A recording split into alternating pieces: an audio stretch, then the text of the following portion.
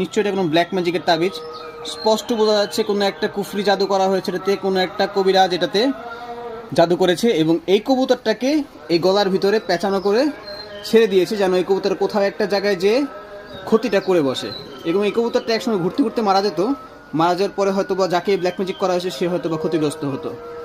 So আমি black magic সম্পর্কে খুব একটা জানি না, বিশেষজ্ঞ যারা আছেন তারা কমেন্ট বক্সে জানাবেন যে আসলে এই কারণটা কেন করা হয়েছে এবং এটা মানুষের উদ্দেশ্যটা কী।